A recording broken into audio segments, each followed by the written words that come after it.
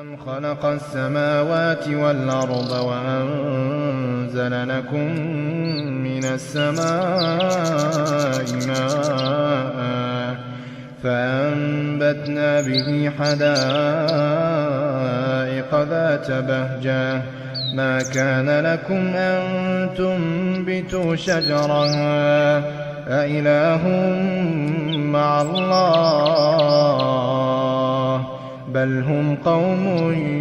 يَعْدِلُونَ أَمَّن جَعَلَ الْأَرْضَ قَرَارًا وَجَعَلَ خِلَالَهَا أَنْهَارًا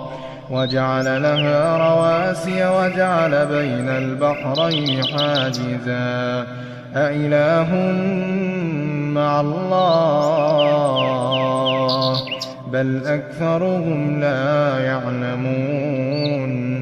أَمَّن يُجِيبُ الْمُضْطَرَّ إِذَا دَعَاهُ وَيَكْشِفُ السُّوءَ وَيَجْعَلُكُمْ خُلَفَاءَ الْأَرْضِ أَإِلَٰهٌ مَّعَ اللَّهِ قَلِيلًا مَّا تَذَكَّرُونَ أَمَّن يَهْدِيكُمْ فِي ظُلُمَاتِ الْبَرِّ وَالْبَحْرِ وَمَن يُرْسِلُ الرِّيَاحَ بُشْرًا بَيْنَ يَدَيْ رَحْمَتِهِ أَإِلَٰهٌ مَّعَ اللَّهِ تَعَالَى اللَّهُ عَمَّا يُشْرِكُونَ أَمَّن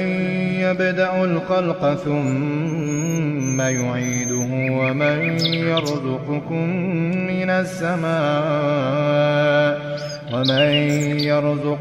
مِّنَ السَّمَاءِ وَالْأَرْضِ أَإِلَٰهٌ مَّعَ اللَّهِ أَإِلَٰهٌ مَّعَ اللَّهِ قُلْ هَاتُوا بُرْهَانَكُمْ إِن